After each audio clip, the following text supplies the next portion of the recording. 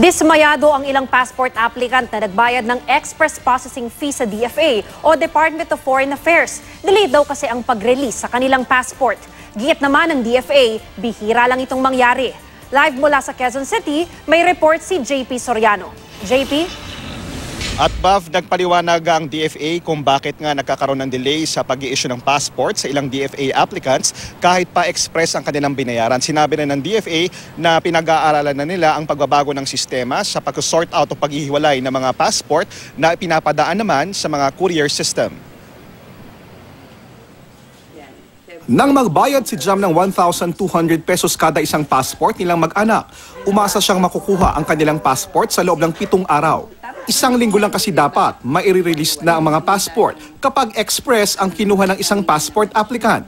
Pero ang dapat sanang 7 araw na express, inabot daw ng mahigit 1 buwan bago na ibigay ng DFA Consular Office ang kanilang mga passport. Nanghihinayang si Jam sa ibinayad, lalo't naapektuhan din ang lakad ng kanilang pamilya. Bukod kay Jam, 3 linggo ring delayed ang pinarenew na passport ni Carlito.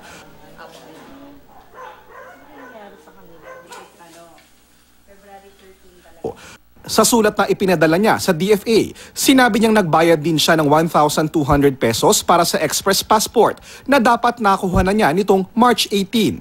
Pero hanggang nitong March 26 ay wala pa rin daw ito.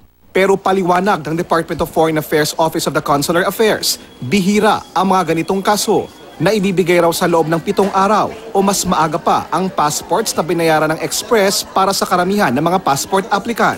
Pero sa mga pagkakataong maaaring merong incomplete documentation o pagkakaiba sa impormasyong ibinigay ng aplikante sa mga dokumento sa system ng DFA, dumaraan daw ang application sa tinatawag na secondary checks investigation.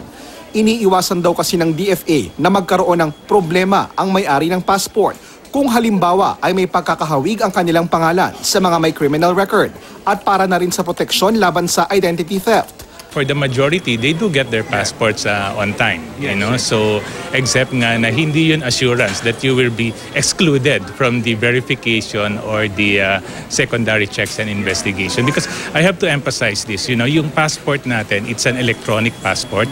It's compliant with the International Civil Aviation Organization standards. So we really have to ensure the integrity of the Philippine passport. May mga pagkakataon din daw na sa mga ipinapasang dokumento ng isang passport applicant nagkakaroon ng problema, kaya tumatagal ang pagproseso sa pasaporte.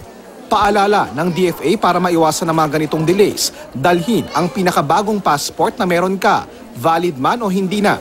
Minsan daw kasi, nakakatatlong passport na ang aplikante at ang pinakaluma lang ang dinadala.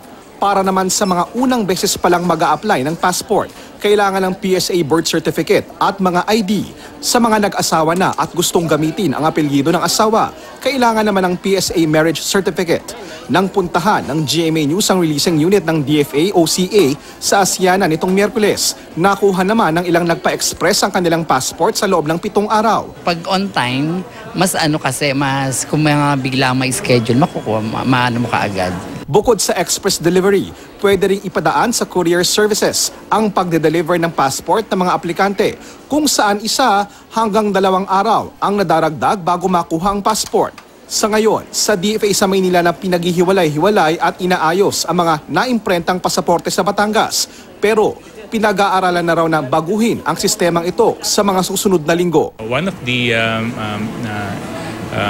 measures that we're looking to further streamline the process is to do the sorting doon na mismo sa Batangas, you know, sa Apo production plant, and PhilPost is going to pick it up from there directly and then bring it to the consular offices. So that will cut the process by 1 to 2 days. At muli nga, Mav, sabi ng DFA, yung mga kasong ganyan ay mga exceptional cases lamang. Mas marami raw yung nabibigyan ng, o nai-issue ang passport on time kapag express ang kanilang in-order. Pero aminado rin ng DFA na sa dami nga ng mga aplikante ay nagkakaroon talaga ng problema. Kabilang na yung backlog ng mga online appointments noon. Pero naayon sa DFA ay mas mabilis na ang pagkuha ng online appointments ngayon. Kung dati daw inaabot ng buwan, Mav, ngayon 1 linggo na lang ayon sa kanila. Mav? JP, ngayong buwan lang din kasi nag-renew din ako ng aking passport at saka express processing din yung ginawa ko. Gayunpaman, mahigit 1 linggo pa rin yung naging delay at ang nagiging problema kasi is until nandoon ka na sa mismong DFA office ay hindi mo malalaman na delayed pala yung paglalabas nila ng passport mo. May naiisip ba yung DFA na paraan o notification system para hindi naman maabala yung mga nag-apply sa kanila sakaling hindi lalabas on time yung kanilang passports, JP?